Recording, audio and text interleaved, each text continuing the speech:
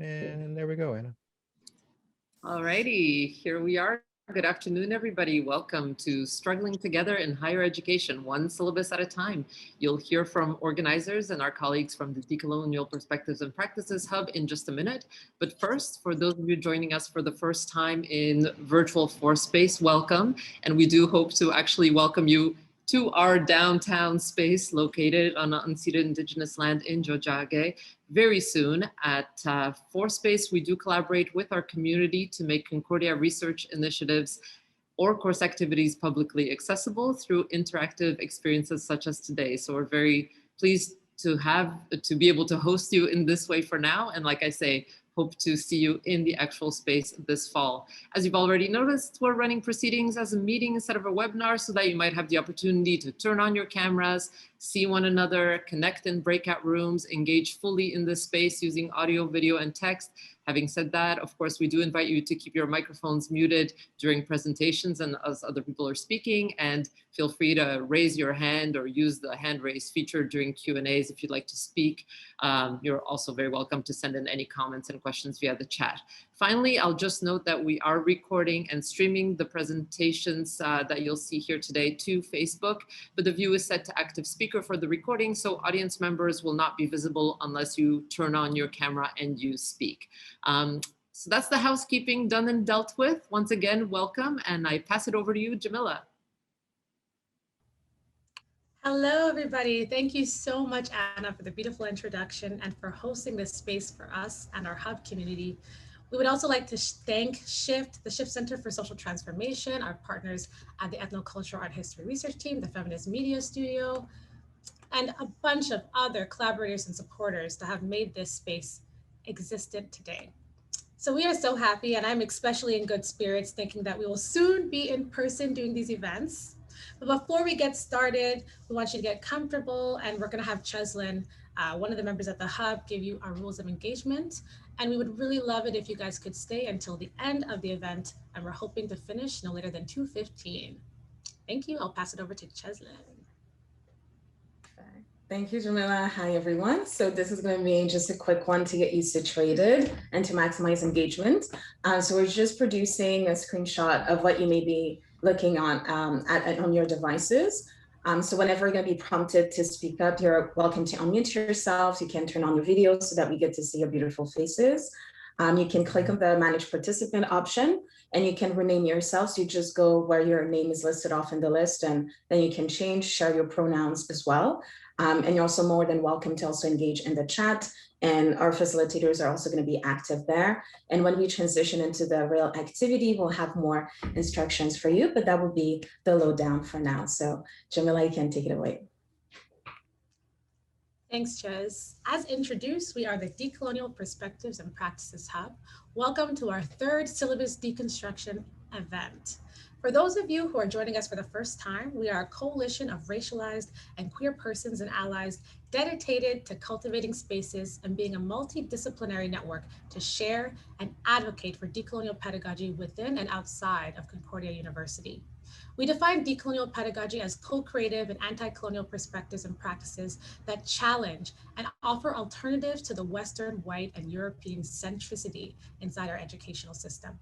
Traditional models for teaching and learning center the professor and the academy over collective and community knowledge. Instead of static definitions and lecturing, we privilege the art of co-creation by inviting students, faculty, community organizers, and staff to collaboratively unpack the ways that we're all complicit to silencing queer, trans, Black, Indigenous, and other people of color in the academy. And then in real time, we collaboratively brainstorm the ways to elevate and embed QT-BIPOC knowledges inside our experiences and our practices. We remain settlers on Indigenous lands and a part of a systemic system that is racist, built on the backs of Black Africans and First Nations. To respect the systemic nature of colonial logics within the academy, we do not come to the syllabus with a list of answers. This session is not a one-stop shop to give you all the strategies you need to know to decolonize. We instead are calling you to participate and be accountable to the process. We will present many perspectives from our community for engaging in this work and teach you the practice of critical self-reflection and co-creation, so you can begin developing your own toolkit and commitments to this work. We have even started an evolving document of reflections on deconstructing the syllabus that have come from our past sessions and that are live and active in other spaces of Concordia. I'll put the evolving document into the chat. We will add the reflections that come from our discussion today to this document, but truly our contribution to the decolonial movement is to model how co-creation can be achieved in real time and in different formats to illuminate inequitable practices and mobilize individuals collectively. So through our events, workshops, tea time gatherings, podcasts, affiliations with the Anti-Racist Pedagogy Project, local, abroad, and academic partnerships, we hope to normalize the practice of being critical, empathetic, and intentional together. In our syllabus deconstruction, we invite you to think of ways that the syllabus can be a tool to learn and unlearn. Now we'll get to the agenda and we'll break down what this event is going to be. So a little bit about myself. I'm Jamila. I'm a PhD of Sociology student and your facilitator today and fellow participant. So hi everyone, I'm Shas. I'll be co-facilitating as well, live and in the chat, doing Masters in Translation Studies. So happy to be here and to see you today.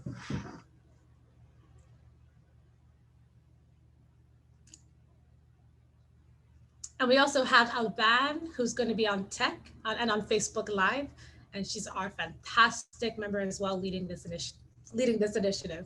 So the syllabus deconstruction session will begin with a land acknowledgement. We'll then break down the ways we're going to deconstruct the syllabus together. We're going to showcase some mobilized Concordians, some guest speakers on this work. Then we're going to engage in the syllabus deconnectivity and wrap it up with some next steps. So let's take it away with our land acknowledgements. Thank you so much, Jamila. So I will be sharing this with you in a second. So in a fashion very unique to the hub, we want to acknowledge two separate legacies and two distinct categories of autonomous peoples, namely the Black and the Indigenous, through our land-specific acknowledgements that center Concordia as our locus of engagement together. In so doing, we grant each category of peoples its own place to be seen, recognized, self-empowered, and self-determined.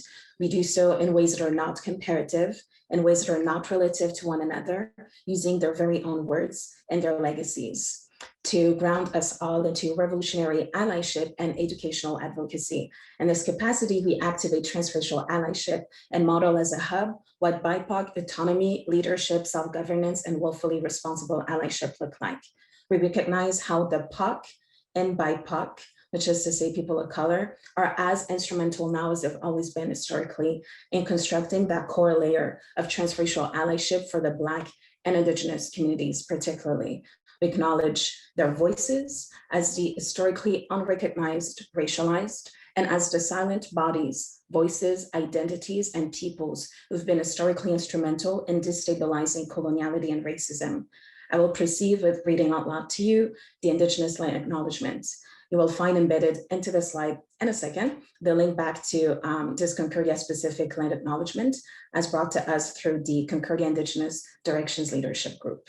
We'll take 10 seconds of silence after each acknowledgement in a way that expresses and utilizes silence as a modality for activistic acknowledgement, anti-colonial resistance, and transracial allyship. So I will be reading this with you and you can follow along with me. There you go. We would like to begin by acknowledging that Concordia University is located on unceded Indigenous lands. The Ginigan Nation is recognized as the custodians of the lands and waters on which we gather today. Tiohtià:ke Trail is historically known as a gathering place for many First Nations. Today, it is home to a diverse population of Indigenous and other peoples. We respect the continued connections with the past, present, and future in our ongoing relationships with Indigenous and other peoples within the Montreal community. We'll now take 10 seconds of silence before we proceed onwards.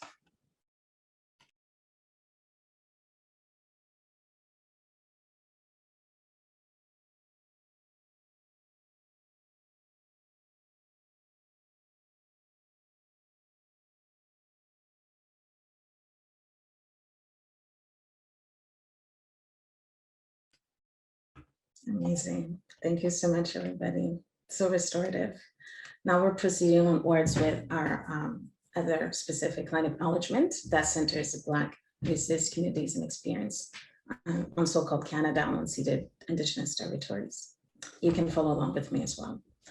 As Black Canadians, land acknowledgements is a moment to honor the implications of being displaced, and enslaved peoples on stolen lands, to acknowledge our solidarity with the Indigenous peoples of Canada as we frequent their lands within our shared histories of genocide, dispossession, and ongoing systemic oppression by settler colonialism.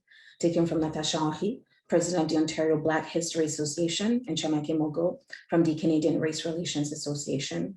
As Canadian Black and Black Indigenous students, it is time to remember the injustices and resistance of our African ancestors in the Middle Passage and First Nations ancestors of Canada.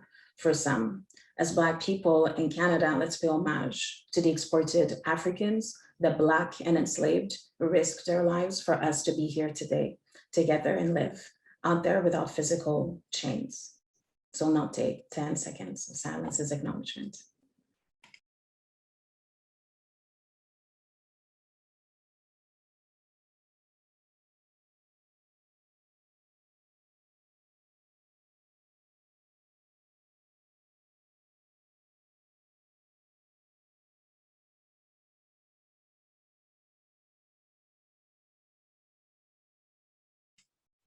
Perfect. Thank you for sitting with us in solidarity, power, and transracial allyship.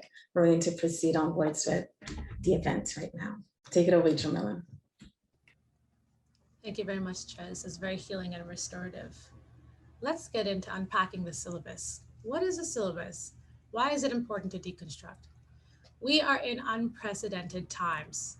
We have all been impacted by a global pandemic, the mainstreaming of the Black Lives Matter movement, and Canada's role in systemic racism and oppression is finally being mainstreamed in the popular culture. Canada's genocidal treatment of Indigenous peoples, anti-Black racism, police brutality, Canada-based anti-Semitism, Asian and Islamophobic hate crimes, and more can no longer be avoided or blanketed with multiculturalism rhetoric. The colonial legacy of Concordia and universities across North America are also finally on blast. Did you know the first school in North America was an Indigenous residential school? The universities across North America remained racially segregated until the 1980s. It is time to learn and unlearn this legacy. Today, we focus on the syllabus to guide you to carry the activism against injustice happening in the social world into the classroom.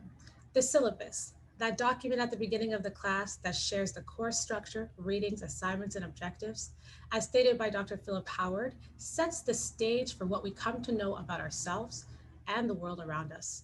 Unfortunately, it is an academic tradition to center white, Western, and European scholars' methods and worldviews in the syllabus, omitting and misrepresenting the plethora of knowledge by Black, Indigenous, Asian, and other people categorized as colored. More than a diverse syllabus, more than a diverse reading list, we want you to conceive of the syllabus as a tool that determines the capacity for a course to train students and educators to either maintain systemic racism and oppression or become agents of change and disruption. So we see no better time than to view the syllabus as a site for intervention and a tool for potential institutional change. Let's get into our frameworks and perspectives and our guest speakers.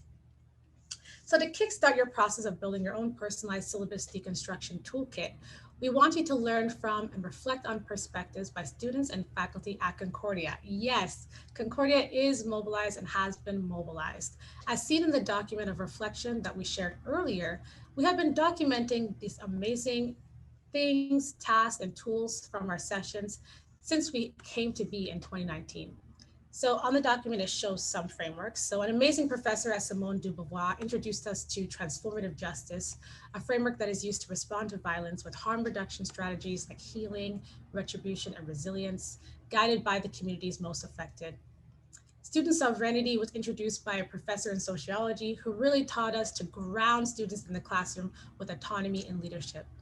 We dabbled with the notion of ethical citations to challenge ourselves to think critically about the knowledges that are privileged and silenced in our citations and bibliographies.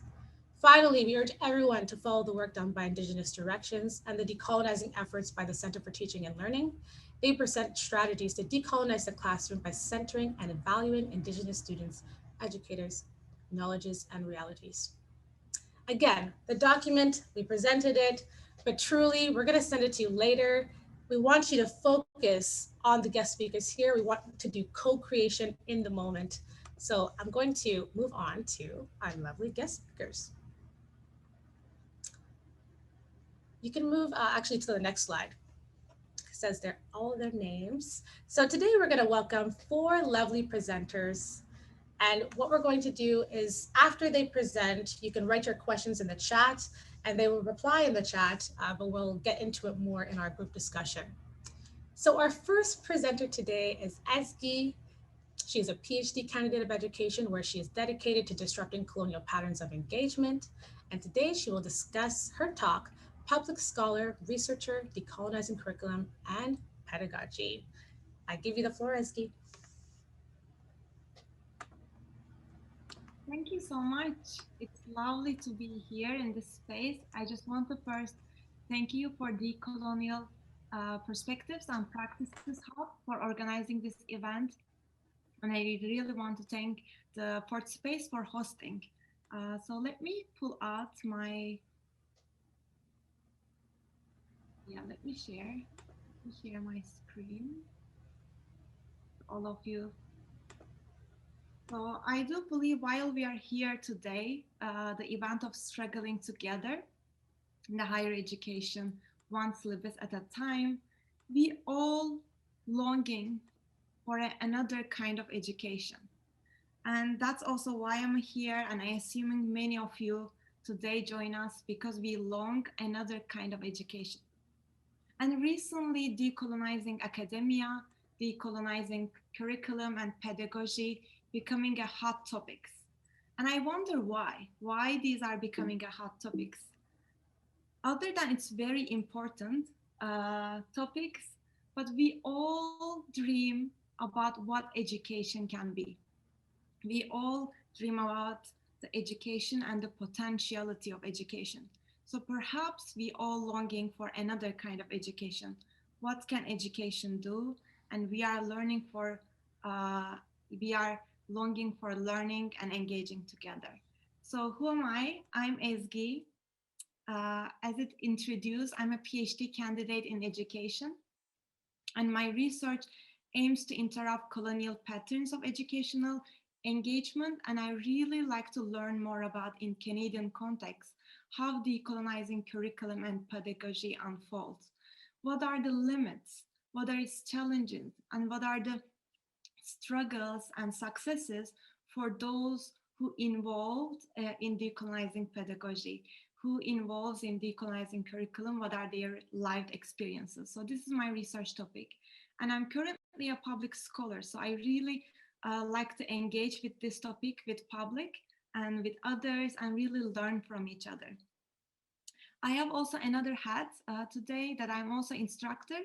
I taught a graduate course at the Department of Education, and I taught graduate seminars in university teaching under the Center of Teaching and Learning and Growth Pro Skill.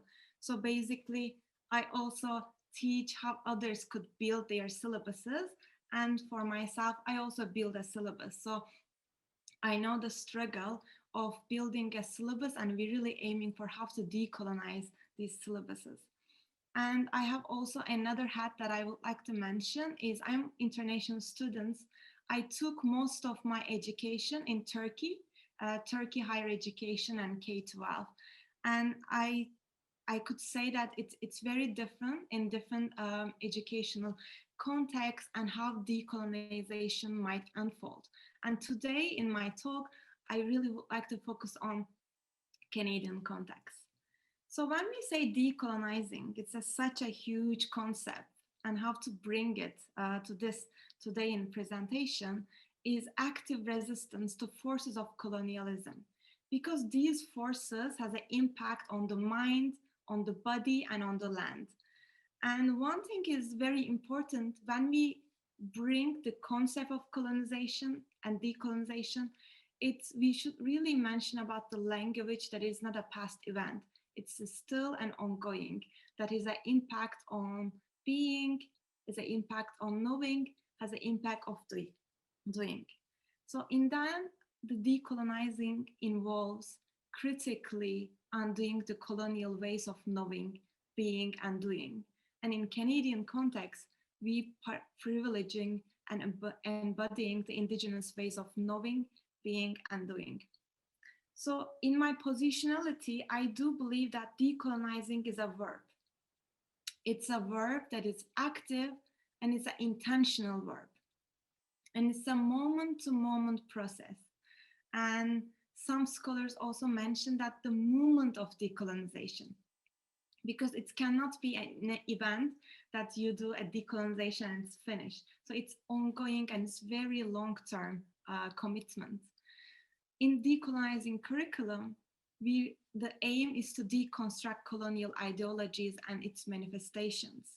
And we really need to see and engage the discourses with others, with students, with faculty, with staff to really learn what are these colonial ideologies and how it manifests itself in assignment, in written course syllabus, in engagement in the classroom, and reconstructing the colonial discourse through indigenous counter narratives is very important.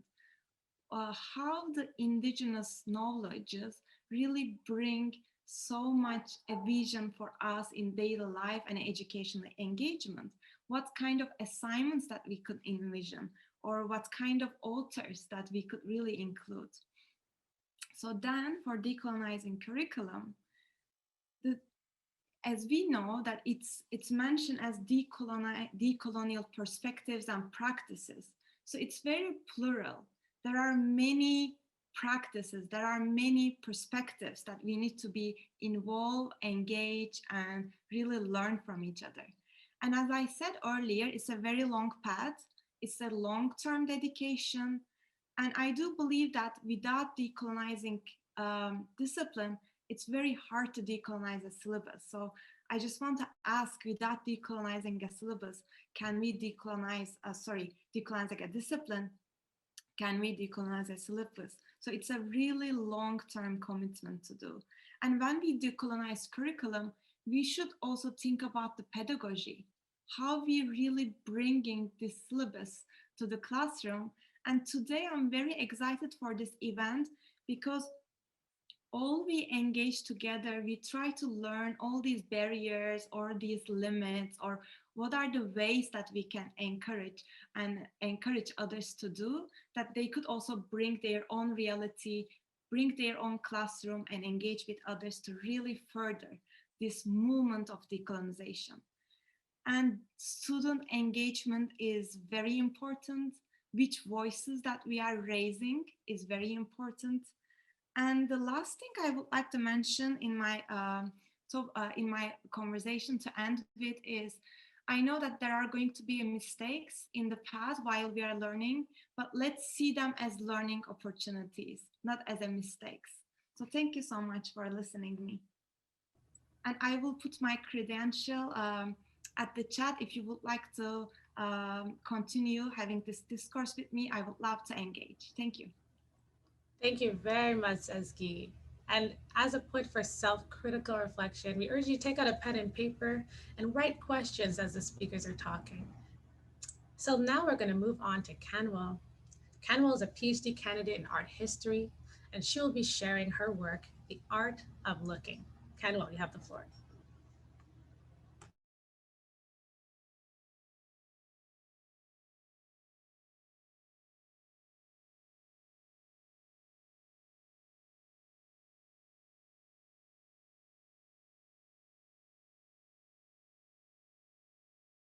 Oh, you were muted, Kenwa. Sorry. Yeah, you're muted. Okay, perfect. Is it okay now? Okay. So my name is Kamal, as Jamila introduced me. I'm a PhD candidate in art history at Concordia University.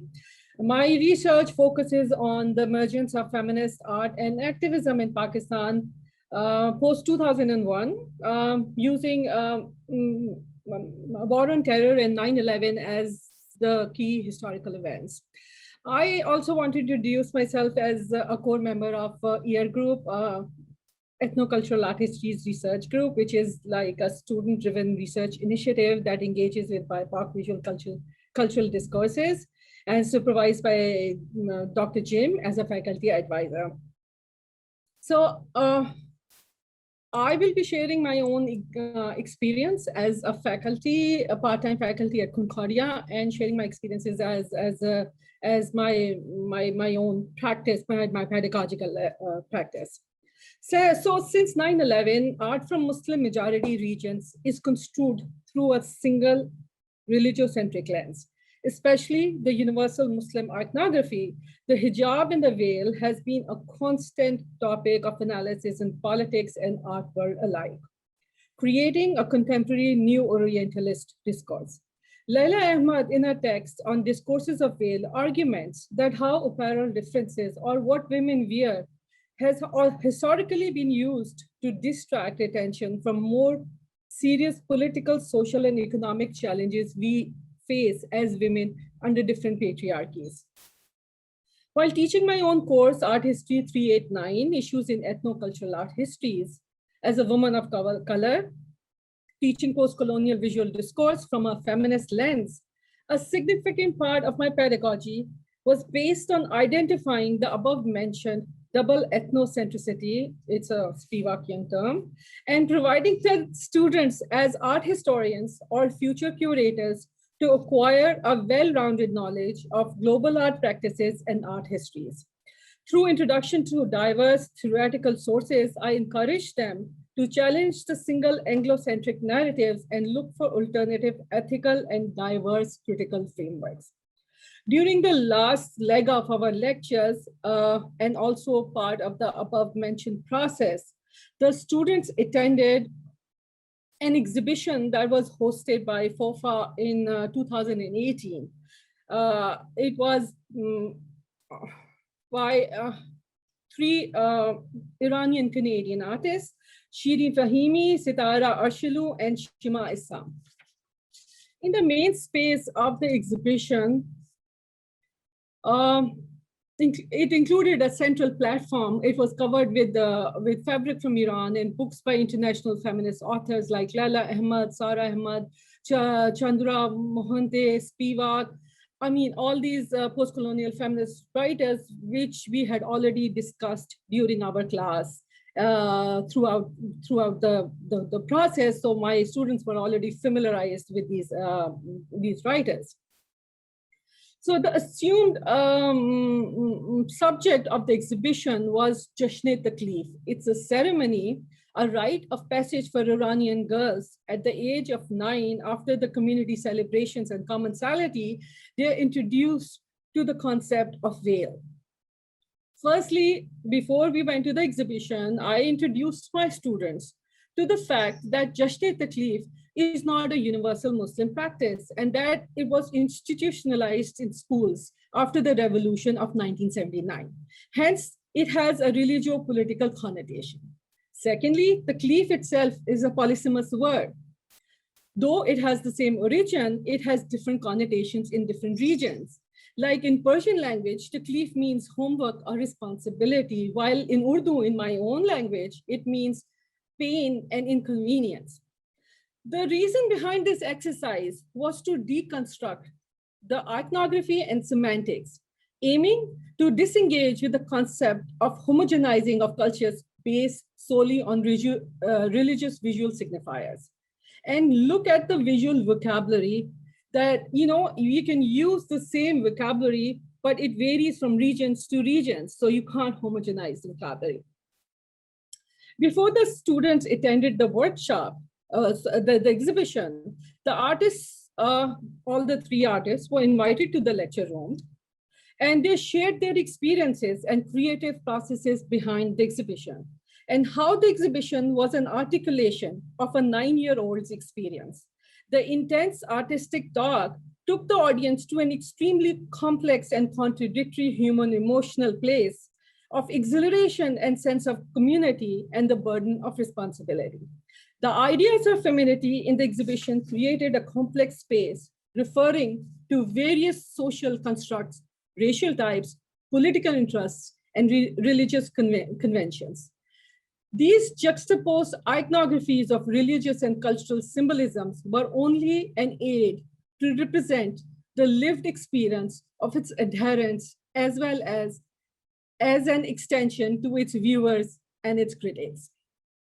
Using the theoretical knowledge that my students had acquired throughout the course, the students were further instructed to prepare presentations, encouraging them to envision new idioms to locate ethnic art through multiple lenses, such as complex human emotions, political, social, and religious constructs. And going past the neo-orientalization of religious readings that has become an archetype of Anglo-centric lens. The students were asked to translate the experience from their perspective that could be embedded in another culture, another racial type, another political framework, another femininity, and another time and space, but from the lens of a 10-year-old. This exercise helped us acquire 40 perspectives on one artistic process behind Jashn-e Taklif. Later, with collaboration with the Taklif Collective, these chosen assignments were published on the Taklif website.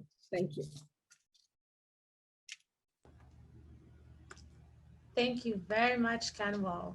Truly, truly appreciate your work. Let's move on to Olivia. So Olivia is a PhD candidate of art history as well, and she is going to share her work, Caribbean-based contemporary experiential digital artist. Take it away, Olivia. Hi, everyone. I hope you can hear me okay. Okay, wonderful. Thanks a lot for having me. I really appreciate being here, and it's my first time attending one of these events, so I'm really excited to be part of it. Thanks for introducing me. I just wanted to clarify, I'm actually a visual artist and a PhD candidate in the individualized program, which is, allows students such as myself to explore different fields and create a project that crosses over these different fields.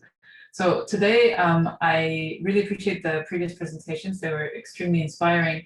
I have done a different style of preparation whereby I'm both from the Caribbean, I'm from Jamaica and from Europe, which is something I'm exploring within my research. I reached out to several Caribbean artists. One of them is called Deandre Caprice Davis, and another is Rodell Warner, who are currently both based in Jamaica and have both been colleagues of mine and artists I've been following for several years. And they have both recently been moving some of the immersive artworks they make, or multimedia artworks they make, onto the non-fungible token NFT platforms. So for those of you who are not familiar with this, the reason I thought it could be helpful in this context is that unlike many more established art spaces where artists are able to exhibit and sell their works, this is a rather different set of rules, and the people who are active in these spaces coming from very diverse demographics. And so I immediately wondered if Caribbean artists were involved from the get-go, or at least in the last year or in the last months, where things have been moving quite fast. Why am I concerned with this is that being based in the Caribbean for several years prior to coming to do my PhD here in Canada, I realized that many artists do not have many opportunities to live from or through their art practice directly, mostly due to the fact that there are far less opportunities for artists to be supported financially or in any way in the local spaces. I won't extend an explanation of this, but I'm happy to speak more to it. And although there are increasing amounts of opportunities for artists in the Caribbean, this has not been the case for many reasons. So the first thing I wanted to do is to share a set of links and jump right into it. And so in terms of a decolonial framework, I'm going to share my screen, and I hope it's okay to just share a series of links with you. So I will share my, yes. What I wanted to mention to you is one of the authors I'm reading from is Professor Ruha Benjamin, who's based in the United States, and her book Race After Technology, which is from 2019. I highly recommend this book for so many reasons, but one of the takeaways, I'm just going to scroll through the website because it's a very interesting website as well, and there are many resources on this website. The takeaway from one of the chapters in the book, and I'm quoting Professor Benjamin, is abolitionist and decolonial technologies tell a different story. Emancipatory designs are not only possible, they already exist. So in my perspective, seeing artists, and now if you don't mind, I'm going to jump to the NFT gallery pages of the two artists I mentioned prior. The first is Rodell Warner. So I'm just going to put you straight into the artist's gallery website, or from this application called Foundation, where Rodell has, the word is called minted, in other words, made certain works available to buyers, collectors, and has successfully minted some of them. One of which is work from his Augmented Archives series, which you can find out more about. And I thought this was a particularly interesting work to highlight in the context of a decolonial framework. I'm going to switch to Rodell Warner's website, in which he gives some explanation of these artworks. And they are essentially, this is me trying to condense this explanation. However, he is from Trinidad and Tobago, where multiple communities from various parts of the world were forced to relocate through the transatlantic slavery and indentured servant programs from the colonial powers that were there. So these artworks are attempts to remix the archival images created by currently unknown photographers in the Caribbean of people who were photographed there. So I thought this was an interesting process to highlight. I'm going to jump over quickly to another artist who I wanted to mention, called Deandre Caprice Davis. I will just show you again, you see a similar interface because it's the same NFT space. And again, Deandre has successfully sold one of her works and has a variety of others. I communicated with Deandre, and she highlighted an interesting interview of her work, which I will quote from briefly here. I'm just going to leave this up. Deandre is focusing on the motion of the water, the waves, and the plants. And her work aims to, and I'm quoting her, "There's more in the Caribbean than just trauma or slavery," as the artist, she explains this in her interview. And her Caribbean storytelling challenges Eurocentric and first world representations that conceive of Caribbean countries exclusively as a post-slavery mortified culture which maintains people in a subordinate position. So again, I'm going to go back to Deandre's gallery and essentially give you a quick overview of how these two artists are exploring these very new platforms in which they can both show their work, which is very interesting, I think, conceptually and for many reasons within a decolonial perspective. The other places I wanted to, and I hope I'm doing okay for time, highlight were decolonial immersive media toolkits. This is a toolkit which is available online. You can download a free PDF, or you can buy it by two researchers and very active people in the immersive media production side of things in the US as well, called Kamal Sinclair and Jessica Clark. So I will let folks decide for themselves how this could be useful in this particular context, but there are practical descriptions of what can be done in this moment. This was created between 2018 and 2020, so within the pandemic. And so I will just finish by quoting from this toolkit, from this report. How can structural inequalities be addressed earlier in the immersive story industry and its spaces of experimentation? what are the changes we must strive for in the business model itself in order to attain greater equity and inclusion in decision-making? If our efforts are toward greater justice, what are the most fruitful story-centered strategies for transforming unjust conditions? So I think that's enough for me. Hopefully this was helpful. And I just forgot to mention at the beginning, I have continued engagement as a lecturer in photography at the Edna Mani College of the Visual and Performing Arts in Kingston, Jamaica.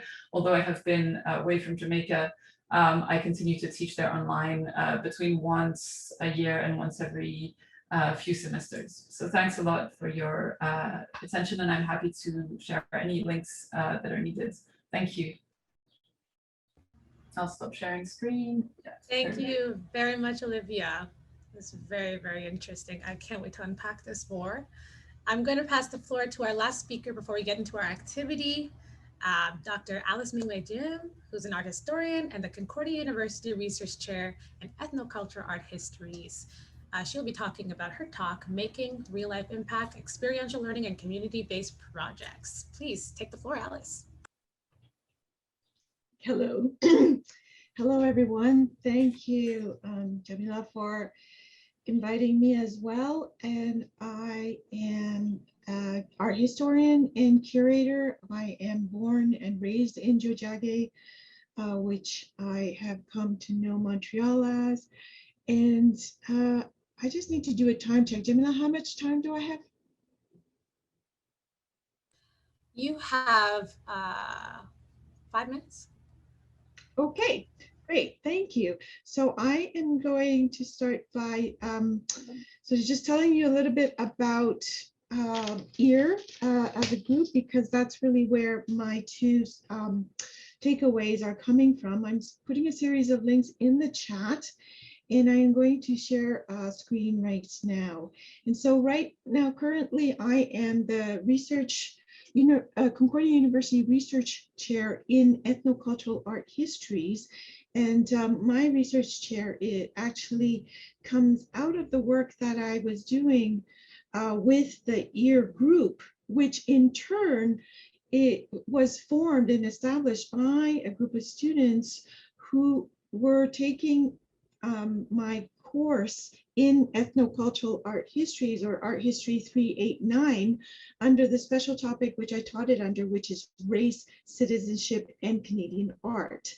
And I actually am teaching this course this semester, this coming semester in the fall right now. So you will see in the art history department a course description. What I'm showing you here is sort of my home base website, where much of my research chair activities are documented, and you'll see that you can find the activities of the EAR group right here. It's always a work in progress, our websites, but you'll see an archive of over 10 years of activities that the EAR group has done.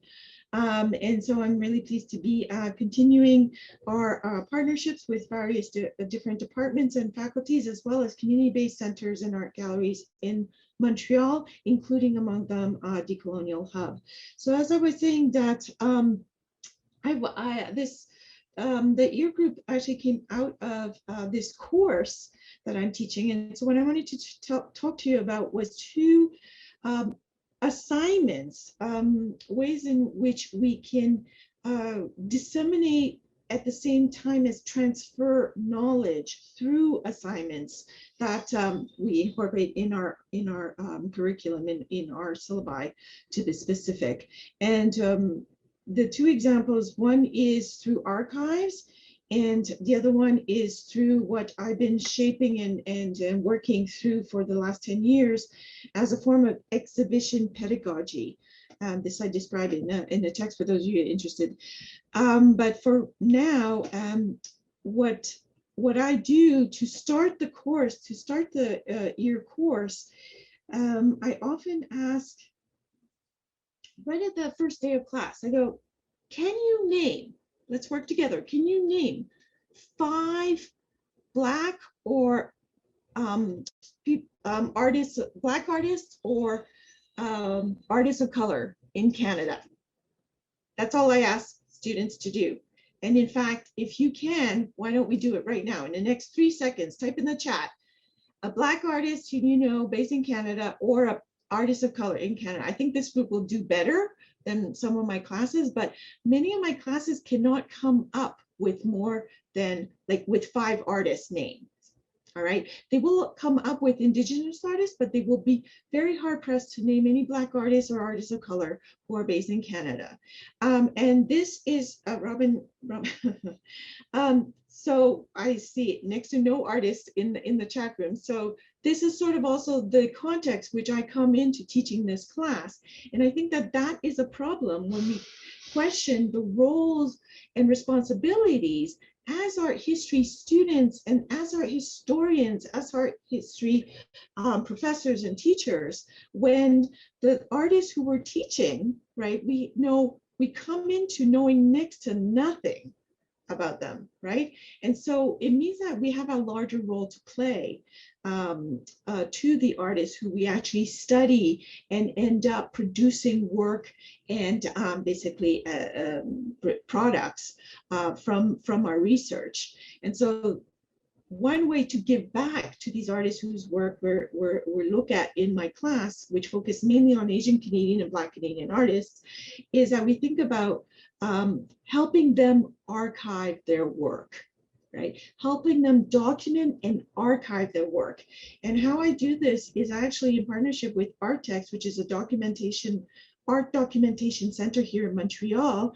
And they have artist files, but they've been working with EAR to build up their archive of artist files of artists of color. And so I assign my students to actually help artists in Montreal, artists they can connect with and talk with and interview to build these archives, and they can actually submit it to Artex. So that's one takeaway. The other takeaway I wanted to think about is the exhibition pedagogy. And I'm going to show a screen just to illustrate quickly what I mean.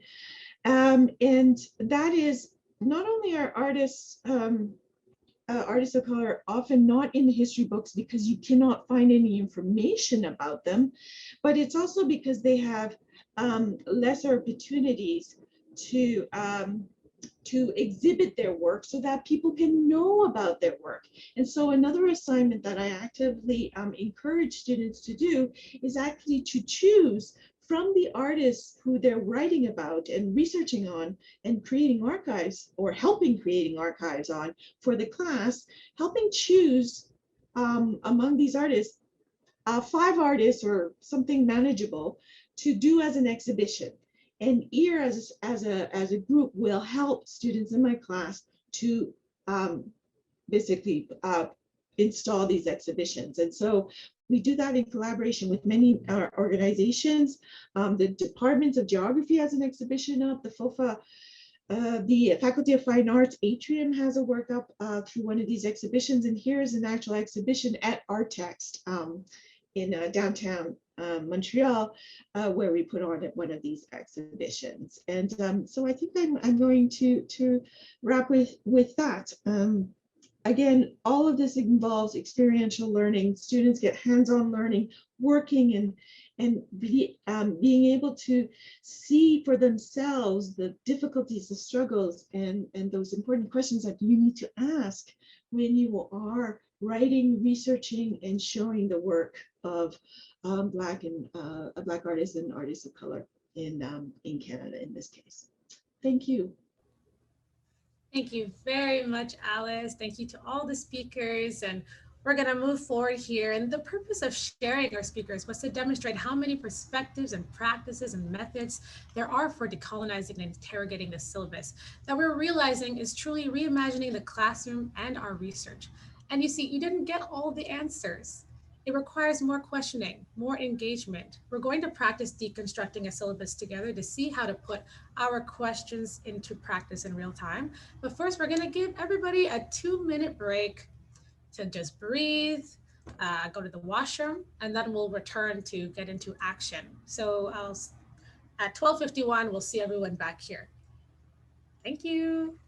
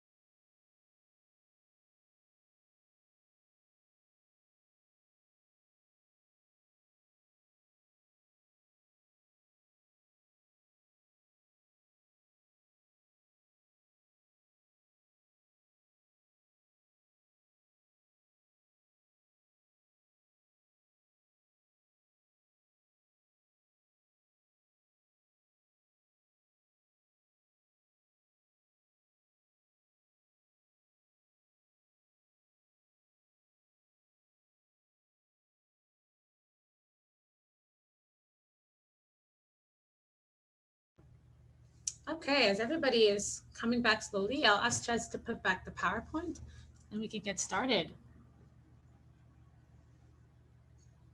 Thank you for the time you've been here, Nadia. It's been amazing.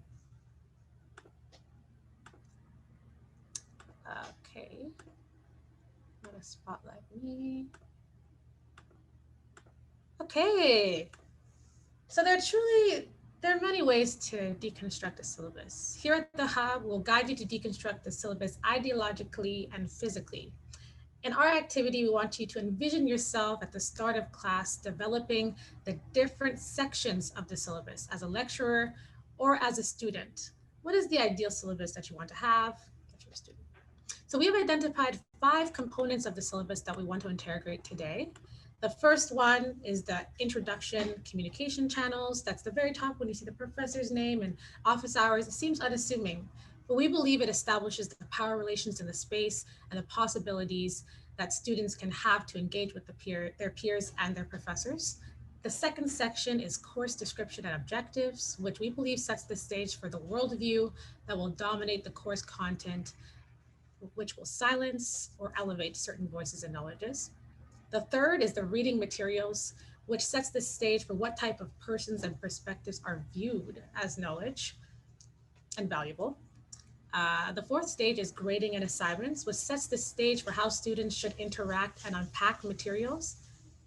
And then lastly, land acknowledgements, the accountability taken of everyone's complicity to maintaining colonial logics and being settlers on indigenous lands. And also, how can we respect and pay homage to the founders of our lands, the indigenous peoples, and their holistic learning styles? How do we embed that in the syllabus? We can go to the next slide. So we found and we anonymized a history syllabus that we found online to do this work. And as we mentioned, you're going to be put into 5 different breakout rooms, and we're going to use a mural to actually dissect these sections. We've given you critical reflection questions to do the dissecting. And so I'm going to, and also in your groups, pick one note taker to do the work. And afterwards, you're going to have about 15 to 20 minutes. And afterwards, we're going to have a big group discussion. Everyone's going to present the reflections they've had deconstructing their section of the syllabus. So Cheslin, you can move on to introducing the mural, the tool that you guys will use today. Perfect, amazing. So I'm just going to walk you through it. And for a minute, I'm just going to ask you to look at my screen.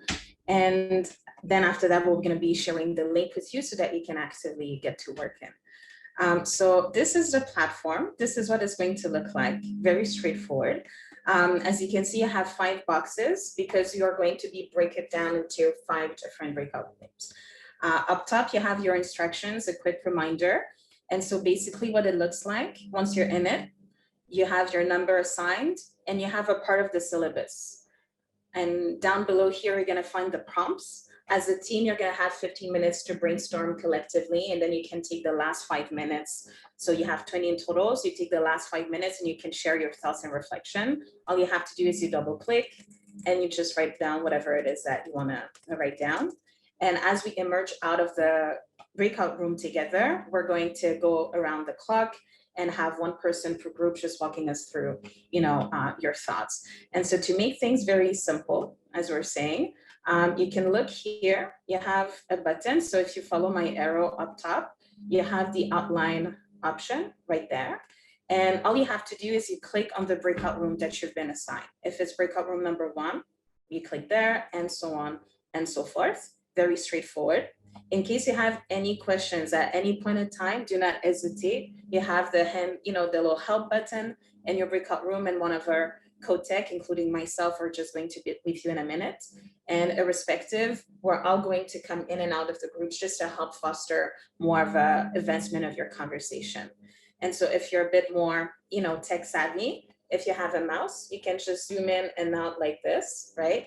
And if not, as I said, if you look all the way down on your screen, on your right, you can just zoom in and out by, pulling the button and going this way, or you can just select the section that you want to go in and then you zoom in.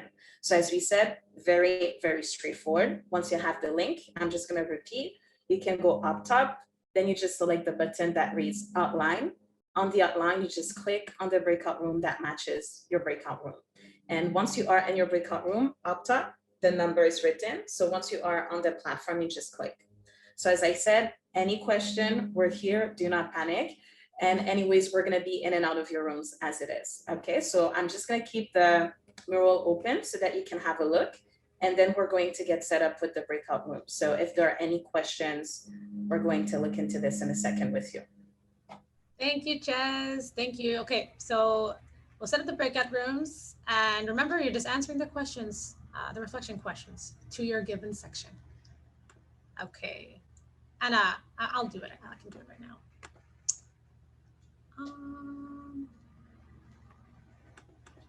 Oh, Anna, actually, can you do it? It's better.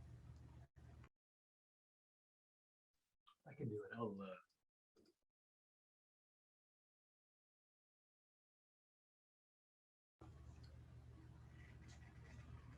Will assign automatically? Yes, that's perfect.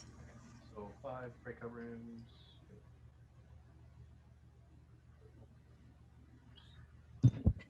And you'll be stuck to the one breakout room that you get. Great, everybody's going to the breakout rooms and they're perfect sizes. This is great.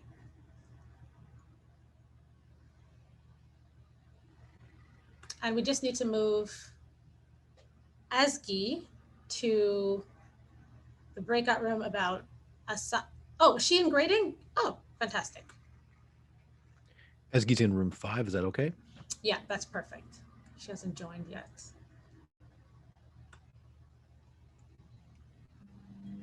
Jamila, if you want Ezgi to be in the grading room, it's going to be breakout room number 4. Is that? Oh, yeah, that's number great. 4. Okay, yeah. Thanks. I'll move her.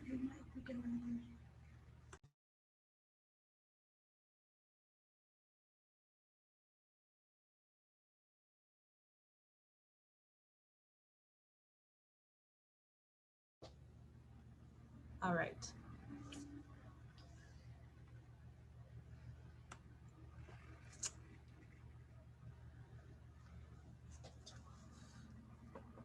I see Pen and Zainab. So if ever you're a bit lost, all you have to do is you're going to be assigned. So just accept the room that you're going to be assigned in. And before you do, in the chat, you have the link to the mural. So once you are in your breakout room, there's going to be a number. And then you just pick the box that matches your number. And then with your team members, you're going to just go through the prompts. The instructions are already there for you. Okay, so just a quick reminder. Okay. I guess we can jump around. See everyone soon. Okay, we're back. And I'm going to see if everybody's back. I'll give it a few minutes. Yeah, not everybody is back yet. The breakout rooms. Oh, 2 seconds. Okay.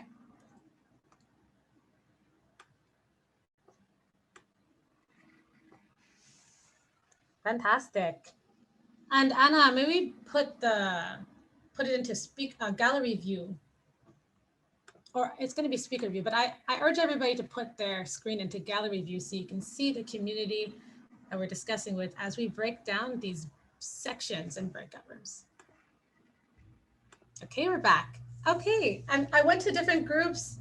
The conversations were invigorating, and I saw some people struggling, like, I don't know what to say.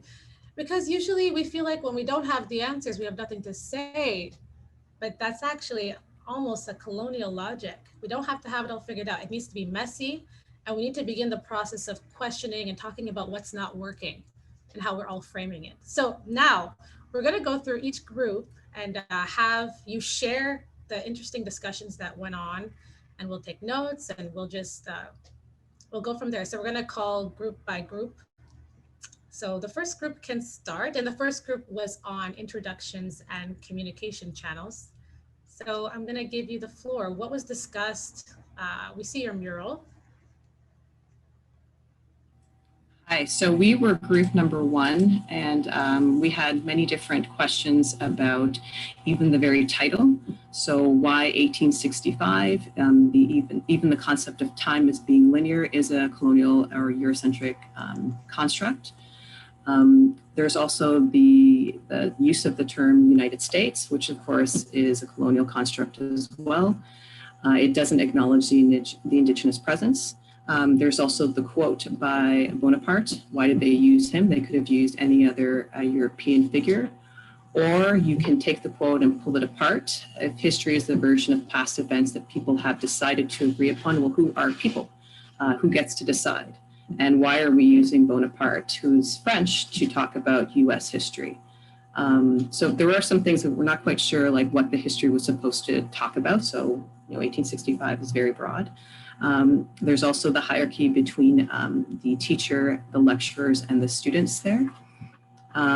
We also talked about that, migration and flowing of people onto the lands, either through enslavement or indentured servitude, is one way of looking at the land. You can have, but there's also looking at the land itself as something that is constantly receiving and releasing people, and that only focusing on sort of the human-centric aspect of history is in itself colonial as well.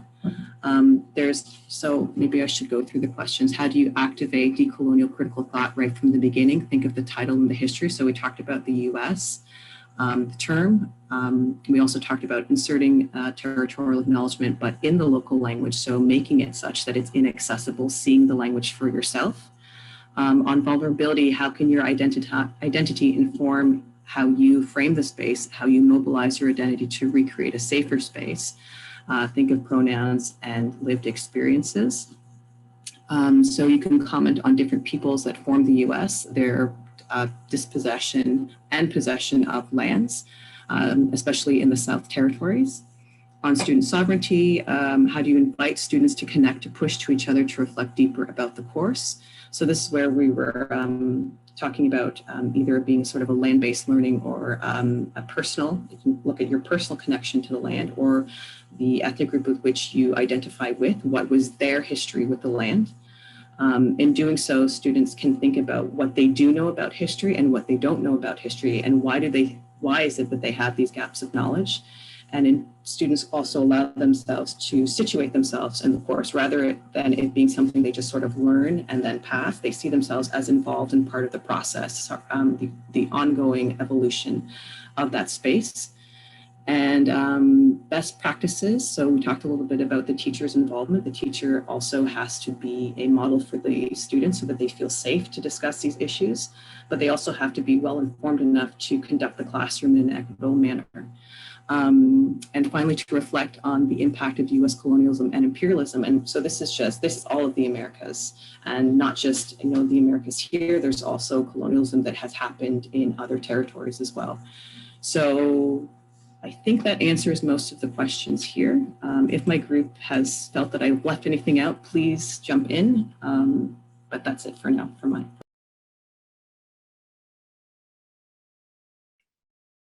That was brilliant. So you really went deep with your team, and even that exercise is something, is the way that we can manipulate the syllabus in class. So it doesn't have to be to sit there and to be uncontested. Is what reflections can you have about this? Literally, the act of deconstruction can be, already activated. And as you said, the terminology in and of itself is so important. And like Esgi was telling us, decolonization is an active and intentional verb, and terminology attests to that as well. And so, as you said, when we look at sovereignty, who is considered sovereign, and how do we frame history in terms of, conquerors and survivors, and how do we frame this? And to me, to what you said, Ron, that's also knowing our own blind spots, and blind spots lead to biases and positionalities as well. And it's not to be utilized as a limitation. So am I the best person to address that? Is a student voice the best way to carry that part of the process? Or is an external voice, a guest voice, the best way to address that as well? So knowing when to remove ourselves so that we can empower discourse beyond our own narratives is also very important. It makes it a very realistic expectation on the prof as well. I don't have to be all-knowing, but I have to know when my knowledge ends so that conversation can begin out of that. So a gap or a blind spot doesn't have to be, the end of anything for us as agents of change or what have you. So being very transparent and honest about it is how we can generate a lot of beautiful things. So everything you said was on point. And I just want to highlight like accessibility in language, when we offer counter narrative and we don't break it down, it's a beautiful way to create resistance around an alternate form of knowledge, right? So if I talk about land acknowledgement in a way that people can process, it makes it very convenient for them to resist that very notion before they even get to understand it fully. So thank you so much, your team, beautiful work. We can move into the breakout room number 2, and feel free, guys, unmute, share in the chat, of course, but we're just gonna give the mic to people from the breakout room number 2. I know Alicia wanted to take the lead on that, so feel free to unmute yourself as well. I was hoping not to, but I will, because my notes are really all over the place. So, sorry, I'm giggling. Okay, so the first part that we talked about was the presumption of neutrality is dangerous because history is not neutral. Then we went on to talk about how cohesive narratives of the past is problematic. Looking at the timeline that we're actually looking at and how it starts from like, ooh, where did my notes go? How it started from like pre-Christopher Columbus to 1865, which is the end of the Civil War, end of enslavement. So who's creating that timeline? Is history as evidence-based, but what counts as evidence? Who's creating this narrative, and who did the looking? And why are we only entering, like, why do we often only enter like racialized peoples through a scope of violence? I'm trying to find my other notes. So at the onset of a course, we discuss, like, it's important to discuss like biases that could exist to make it clear that it's not a neutral space.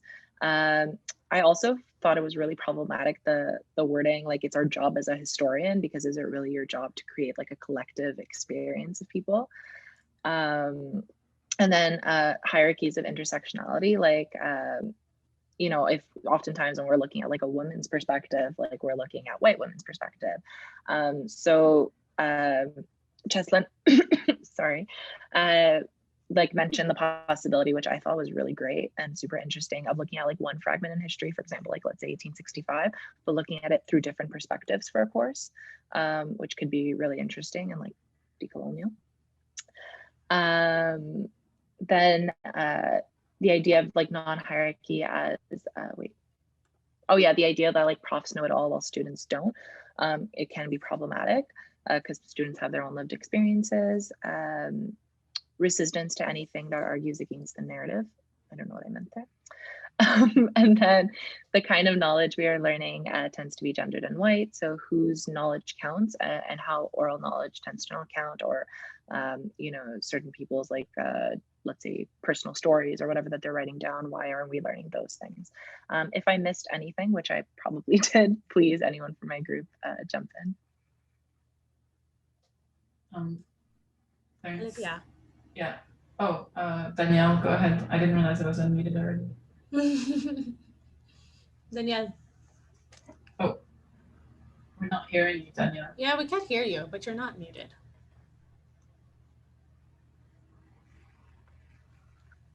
Oh no. Okay, No. Olivia, maybe, and then we'll go back to Danielle if it works out. Yeah, thanks a lot, everyone in the group. It was really inspiring. One thing I wanted to highlight is, for example, the date of 1865, and as Alicia mentioned, it was the date of slavery being abolished in the United States with the 13th Amendment, but that date is for this country. And for example, the British Empire abolished slavery in 1833, the French in 1848.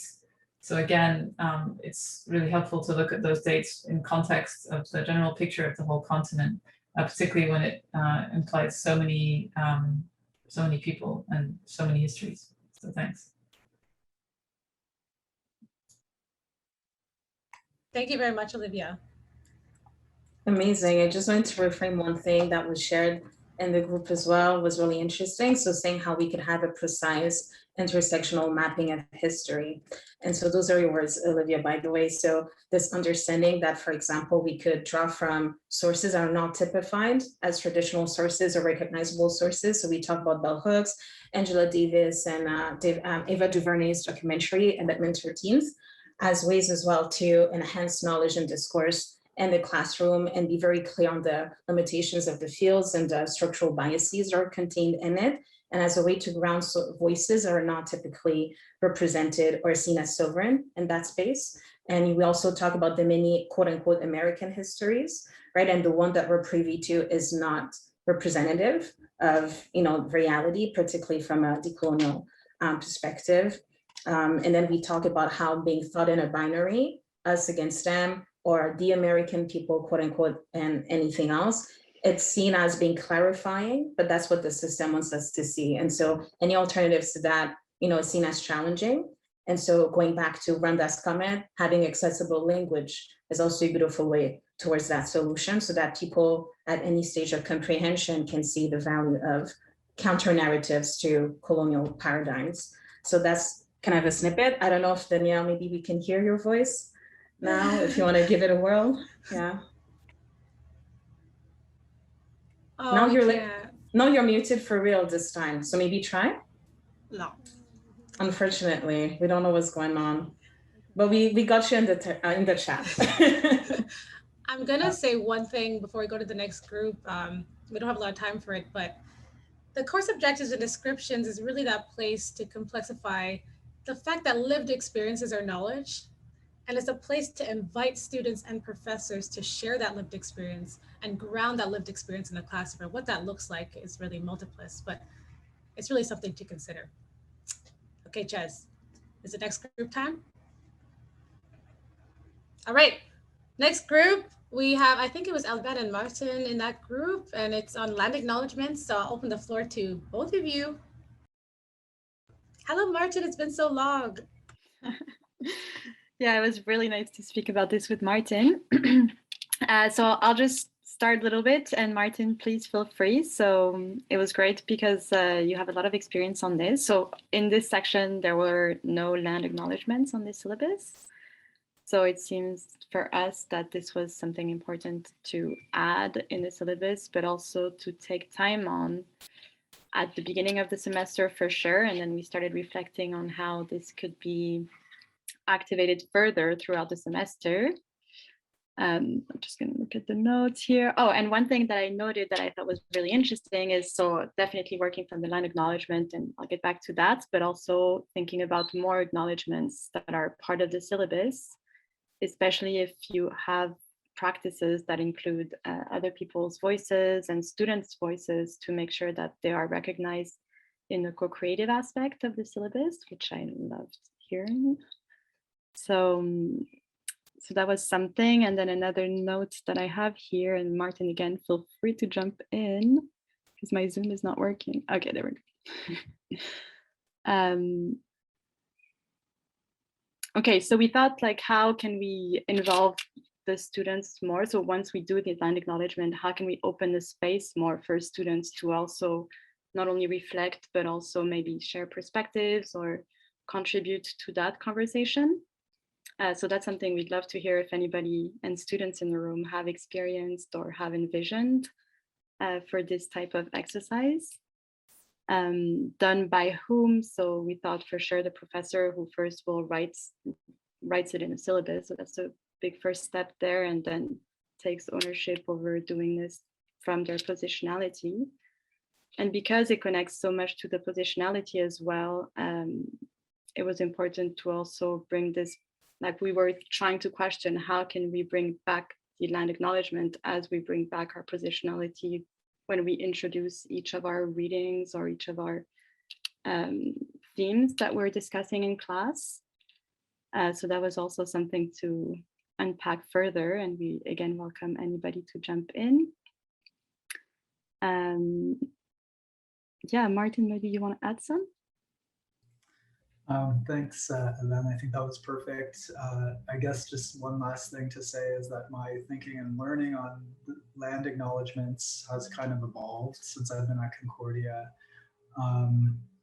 And, you know, I just try and implement some different practices now, as Elena mentioned, embedding it within a larger set of acknowledgements, personalizing it, like, you know, articulating my own kind of efforts to decolonize my thinking and mind in relation to it. And yeah, and so thank you, for the opportunity to kind of reflect more on this, because I think I'll continue to learn from these types of discussions. So thanks, Ben, for the discussion, to the Decolonial Hub for this. This is critical, vital work, and it's really helped me to evolve my thinking. Thank you.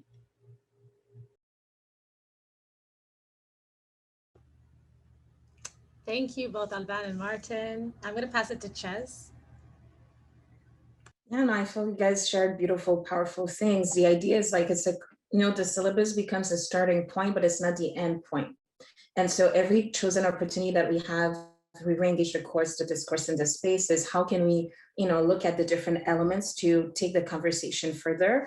And also when we say we don't know, to recognize that's a learning and a teaching moment, because we just visibilize the invisible in the room. A bias that was so systemic, nobody was able to touch it because we were coded in privilege, right? So when we look at the land acknowledgement, for example, is how can we treat it as more than a static piece of acknowledgement? And when we look at a text, now we look at land, for example, and sovereignty and territorial sovereignty as a very fundamental part of how we shift our paradigms towards decoloniality, right? And so we look at the text through a very different understanding of things. And it's okay not to know everything, that's not the point. And that also becomes a way for us to understand, maybe we need to call somebody into that space right now. Maybe there are people who are better equipped to help us understand what we can see right now. So I really love your sharing, Martin, super important. We're all learners in this space together. Thank you, Ches. Thank you. Alban, anything? Yeah, I was just going to add, I forgot, and then Ches just reminded me here. So we were thinking about how can we have potential guest speakers coming in to talk to land throughout the course or at the start of the course, and then thinking about the presence of Indigenous directions in Concordia, but like, how can we make this more accessible and easier for this to happen in the classrooms, basically more readily. So that's one question we were thinking about, and that we'll definitely keep as a hub to bring to the institution. Definitely. Thank you, Alban. Thank you, Ches. Thank you, Martin. We're going to move forward to the grading and assignments section. Let's see, who would like to speak? I know, Ezgi, you're so mobilized on this one, so I'm excited. Tell us what you have to say. Maybe I can start and the others could contribute if I missed any point. So first, we actually start with the limitations the current structure in departments has with the syllabus, that we need to really bring the syllabus in advance to the department, and there is not many flexibility on the instructors to really engage with the students. But if so, that's very wonderful if we could bring that grading, the learning objectives, and how the students really engage and what they would like to learn in that course, and how it unfolds itself in the grading and the assessment. But if not, then maybe the solution is really giving and providing different options for the students. And in this current syllabus, it's very written dominant. The written assignments, essay, it's midterm and final essay. So we were brainstorming what are the different ways and assignments that we could ask the students to engage, or the students would like to do and show their engagement at the classroom. Podcast, comic books, reflection text, or self-evaluation are one of those that we mentioned. And as well as we think about different type of assignments that is ongoing throughout the semester, like a portfolio creation. And it could be co-creation and self-populated content, which evolves within the semester. Then we have the discussion on, for those podcasts and more oral-based, maybe storytelling, and how we grade them and what are their challenges, how we could have maybe the transcript. There are some tools that the instructors could use or the students could submit their assignments. And I think the value of having those discussions with the students is very valuable. How they would like to be graded, what kind of assessments that they would like to see, even for building a rubric together, that they could be really bring their voices. And then we also think about the peer assessment and even self-assessment. how the students also grade themselves or their peers could grade. There are, of course, some challenges the instructors and the students could think, but if we allow those spaces to engage and talk, I think it will be solved easily. And final ideas that we mentioned about the participation, especially in this online learning, how it unfolds itself. It's not only through turning on your camera or unmuting yourself, but what are different ways, how we could encourage to have more synchronous and asynchronous activities. And we discussed different options. One of them is the discussion forum on Moodle and how the students could engage. Maybe the students raise some questions and really inform the content. So these are the other ways that we discuss, and there are a lot of more that I couldn't able to share in this limited time.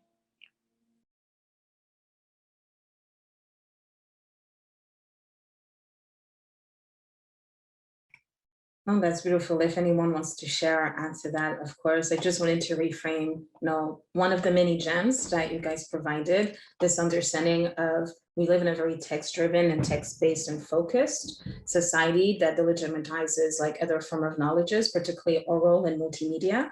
And so what are ways that we can have a blended style or to have a shift, a conscious and deliberate shift into orality as a receptacle of knowledge, right? And also having co-creation, so student and prof collaboration in designing the rubric, designing the process, because ultimately grading, on some level, we want it to be about, being able to assess how well knowledge has been integrated. And so we could ask, how do you see that happening? What do you think is the best way to grade yourself? And even when we look at peer review, there are people who do so that you grade the students on how well they peer review others. So there are many ways that we can circumvent it to make it manageable for the professors, but also to make it an integrated collaborative process where student input, very much carries weight and informs how this goes and taps into student sovereignty as well as a notion. So yeah, a lot of beautiful, beautiful things. Sky's the limit with that. Thank you. I agree, Ezgi. It's very insightful, very beautiful, and there's so many notes I've taken, so we can start thinking about recommendations moving forward and strategies. So let's move on to the last group as we're nearing the end. And the last group, you guys focus on reading list. I have a couple of people who are really mobilized, but I'll open the floor to see who wants to kind of share what that means. I know we were talking about the idea of the canon and really unpacking that.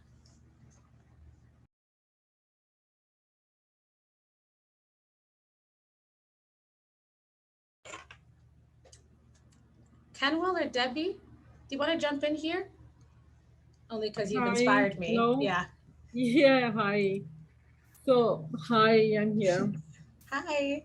Hi.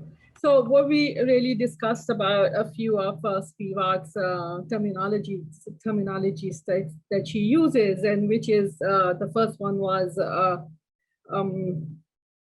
what was it? I have to go back and check. It was,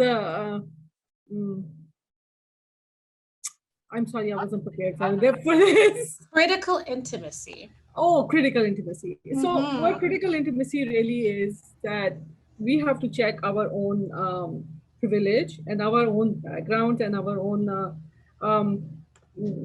we have to decolonize ourselves first before we can actually go on decolonizing the canon, right?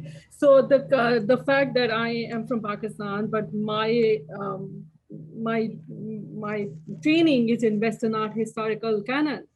And the process of decolonizing really starts for myself.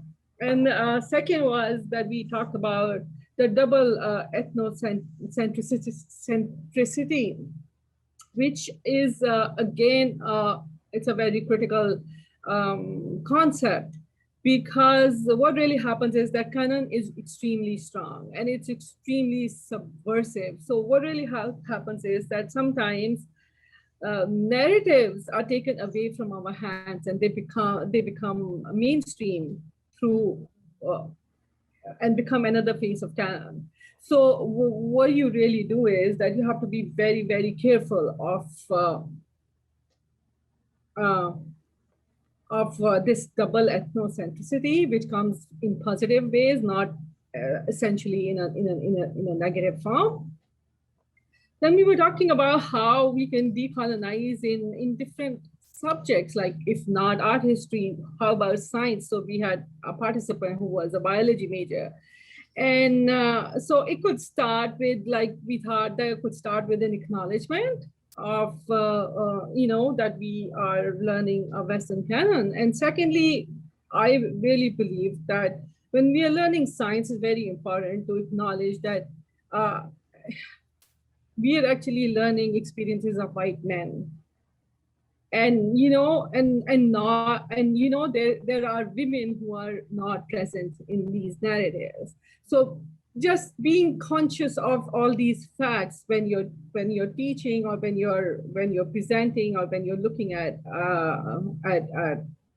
art is very important. I think that was pretty much it. Thank you so much, Kenwal. And I'll pick on the other group members again and see if you want to say it. If not, I can say it. But Zainab, you mentioned something about the trap. And Debbie about being critical about critical thinking. Do either of you want to speak on those? Sorry? Oh, sorry. I said Zainab was mentioning something about the trap, and Debbie about being critical about critical thinking. Do either of you want to speak on those? Absolutely. Zainab, okay, and then we'll do Debbie.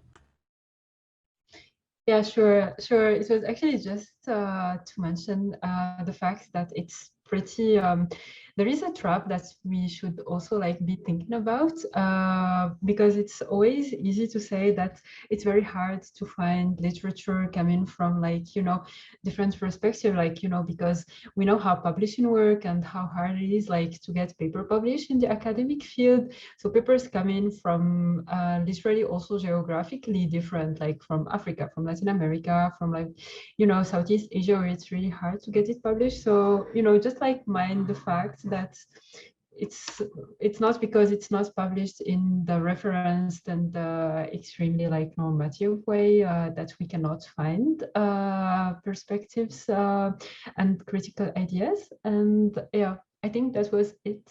On the moment, I think it was better formulated than now, but that was the idea. And also try to get insight from folks coming from social movements, because there is a lot of problematization and theorizing going on, and try to grasp the knowledge from different sources. That was mainly the idea. Yeah, Zainab, it was just as insightful as it was before, and it really grounds that idea of extractivism. And I urge everyone to go and research what extractivism is and add it to your toolkit. I'm going to pass it to Debbie, and then we'll move forward. So I think what I shared in the group was, I was teaching, I've taught a course for a really long time. It's a kind of women's studies course, but grounded in anti-racist and post-colonial theory. And when after I did a lot of work on sort of decolonizing pedagogy and reading more Indigenous stuff and teaching more Indigenous students, when I went back to it after a couple of years, I was just like, oh, wow, it's so Western in the framework, even in just the way, the course was about the impact of binaries in Western thought, but still the way I engaged those questions was so grounded in Western thought.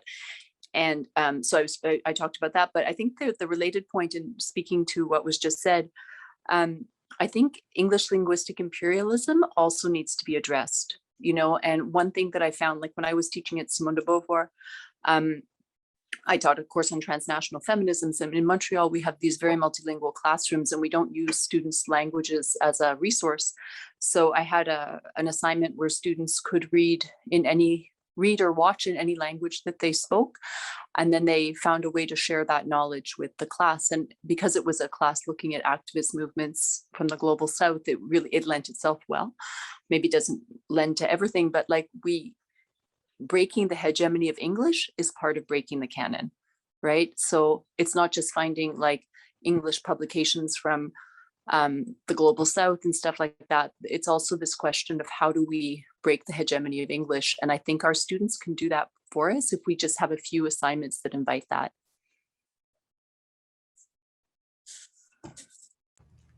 Yeah, Debbie. Ches, I'm gonna let you jump in, like the linguist. No, honestly, I was just looking through my notes. You guys made some great comments. I really love a comment from your group when you talk about what we mean by critical thinking. Do we mean Western critical thinking or just Western thinking at all? So that's also a great question. And as you were introducing, Debbie, knowledges, right, and languages. I recall in a previous event, we had somebody was saying they don't know how to deal with a policy where students were allowed to turn in papers in different languages that are not fluent in. And so, as you said, it's creating different opportunities for that to be possible. There's translation, there's also non-translation as a strategy of resistance, but then integrating the knowledges nonetheless. There's visuals that can be used as well. So I recall people, they would do their oral presentations and they could have an interpreter. So we can take it to different directions, right? And having a collaborative space where we can figure out different ways to integrate, languages that are not normatized, into the canon is also a very interesting way to push further the conversation. So thank you for bringing that up as well. Thank you, Debbie, and thank you, Ches. Rhonda, you had your hand up, and then we'll have a few minutes if any of the speakers want to say something, and then we'll wrap up. I just wanted to reply to linguistic imperialism because this is what I do. I'm a researcher in second language acquisition, and I look at imperial languages, so the teaching of both English and French as a second language.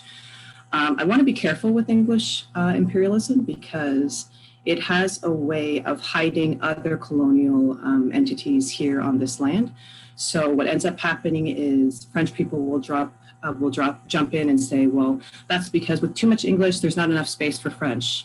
And Nelson Flores and Jonathan DeRosa, for example, I have a lot of issues with their, and I always mention when I go to one of their talks and they don't like it when I say it, but I say it anyways, they are Latino linguists, and they talk about the need for Spanish also to be in the curriculum.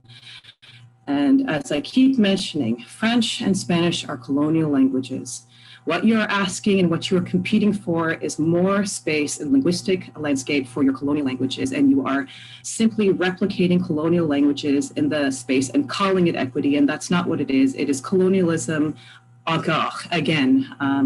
And so if we want to talk about a real move against linguistic imperialism, then it means centering Indigenous languages. It necessarily means that.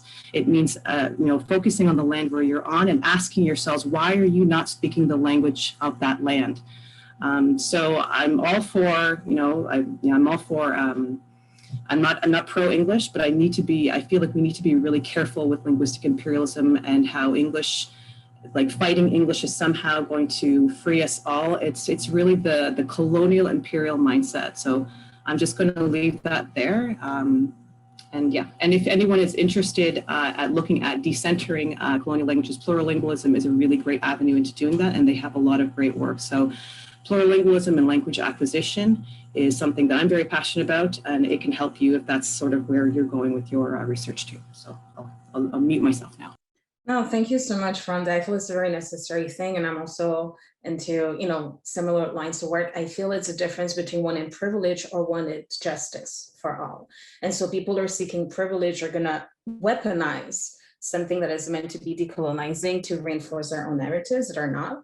And also, as you said, it's never an either or proposition where introducing something doesn't mean that you are, removing anything or eliminating. It's not about that. It's not like you have to choose between one reality or the other, right? And it's again, a very palatable, framing that the colonial system loves to integrate. So the feeling that you're going, all will be lost if the one thing is integrated. And that's also a fallacy. So you talk about pluralism in languages, and we also talk about pluralizing knowledges as well. And that's how you also train your critical mind. Because if you only deal with one reality through the one perspective, you're impoverishing your spirit. But if you know how to live, through space where language and knowledge are pluralized, that's where you get to exercise your decolonial spirit as well. So thank you for sharing that. Yeah, thank you so much, Rhonda and Cheslin. And really quickly, I'm working on the anti-racist pedagogy project, and some of the other team members are here, and we were thinking about diversifying the database by adding French and Spanish. And not saying it shouldn't happen, but Rhonda, you really opened my eyes to what languages are missing and the relationship with the lands. And so I'm really unraveling my own projects in this moment. So thank you very much. And okay, the last 5 minutes, does any of the speakers or the panelists have anything they want to say? Or Olivia, I see your hand. I just want to say thanks so much. This was such an inspiring everything. And I think everything that people have shared, I mean, this would be a great place to start not any class, but most classes. I mean, yeah, I just really hope things can move in that direction as fast as it can. So congrats on everyone who's been contributing. It's a real honor and a pleasure. I'm really amazed by how much we can do in a few hours. I think that's the takeaway for me is you spend a lot of time by yourself as a researcher, but yeah, anyway, that's not really helpful. But at this point, I see that working in a group is a lot more effective and can be very stimulating. So again, Rhonda, what you just said is resonating with me very strongly. And I'm thinking of the languages of media production from an artistic point of view. So again, we all have our different approaches to a similar sounding goal. So thanks, I have to go as well. But it was a real pleasure. So really appreciate and keep up the good work. Thank you, Olivia. Thank you for your time. And so bye, thank you. And we'll definitely follow up. Ezgi. Yeah, I just want to say that I really agree with Olivia, and it's such a nice space to be. I learn a lot, and it was great space to really engage with others. And one thing that I realized that when we try to decolonize, we always come up with a new barrier to overcome. So, but this work, I think it should be happen in that way, that once we take an action intentionally, then we will come up barrier, and then we remove that barrier. There's another barrier we will remove, and I think this is how it will go with those successes and victories and challenges. Thank you, everyone. Beautifully said, Ezgi. Thank you so much. Any other speakers want to have anything to say? Alice or Ches, I think there's a question in the chat. Exactly. I just wanted to reflect back on that question in the chat. So as we were talking about grading and assessment, it was how does grading work in relation to ignorance or misinformation? Meaning, how should we approach a student prof who may lack a wider understanding or lens on the given class topic in regards to grading specifically? So I'm going to just copy paste it, and maybe some of you could answer in the chat so we can populate that thread. And we can integrate that as well in our sum up toolkit recommendation guide that we give out after. I'm wondering, Alice, if you, as a very seasoned professor, if you have any thoughts on this, and any of the other speakers doing this work very actively.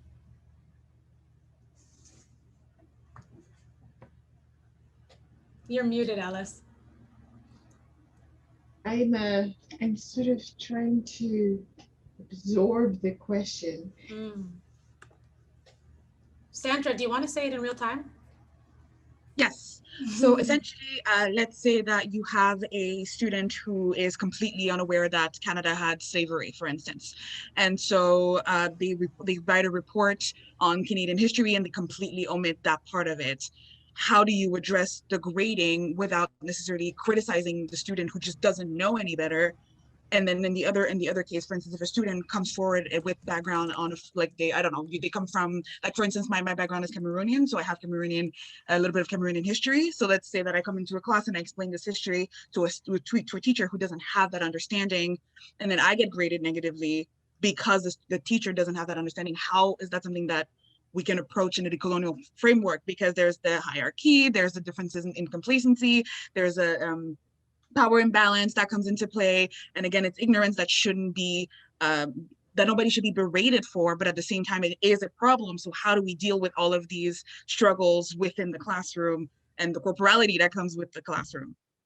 Okay, yeah, I do understand that question. It's I might have a longer answer because I do have these instances often, but I think that there's actually two scenarios that we should just sort of separate. And one is whether whether it stems from the student not knowing or whether it stems from the instructor not knowing. So let's just deal with the student coming in and really there to learn.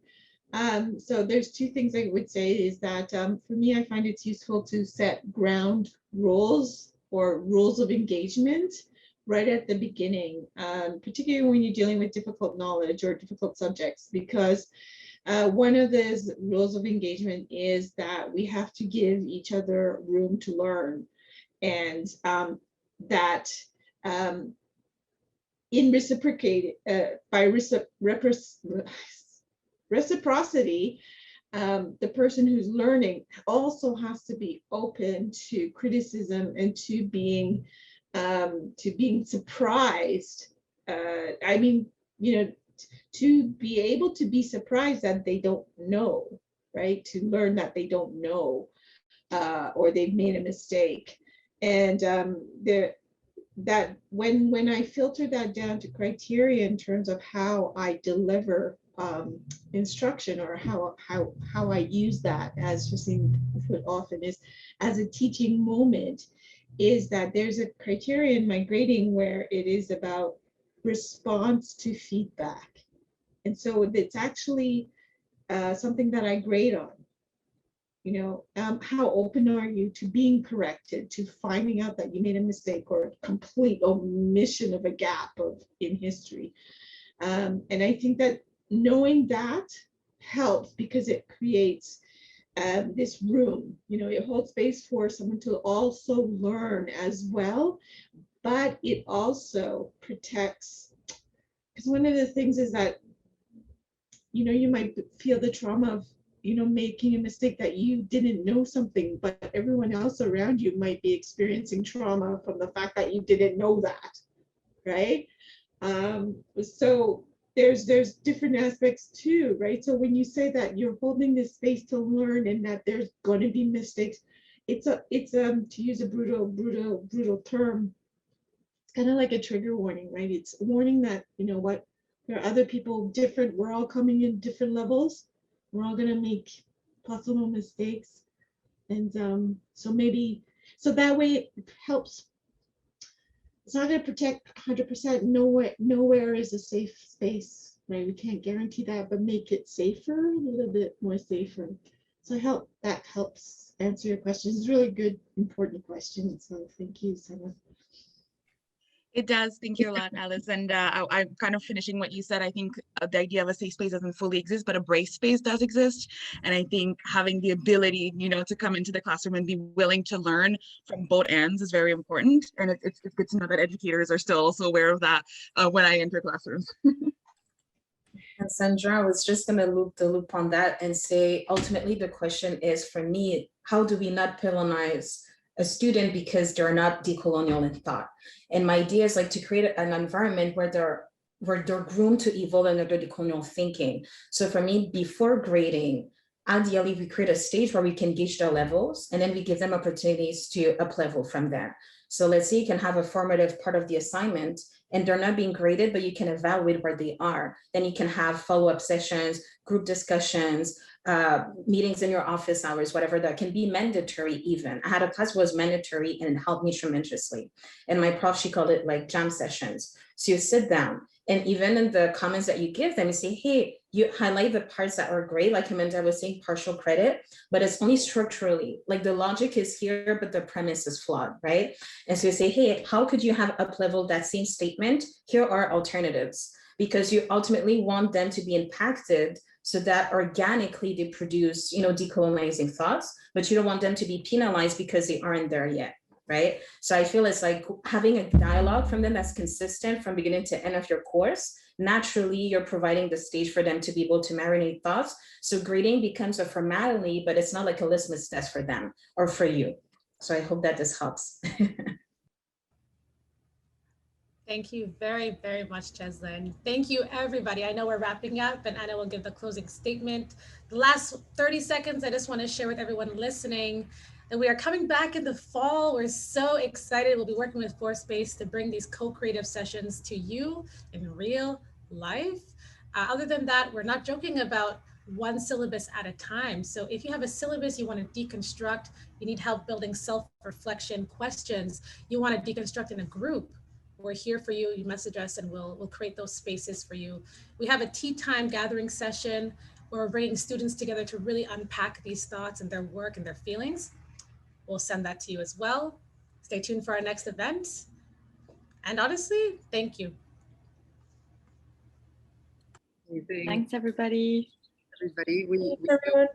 On behalf of Force Space, thank you to our powerhouse colleagues at the DPPH, Jamila, Alban, and Shazleen. It's always a pleasure to work with you. Thanks for inviting us to be a part of the event. All the guest speakers, Alice, Ezgi, Olivia, Kenwal, I hope I didn't miss anybody. Thank you for sharing your perspectives.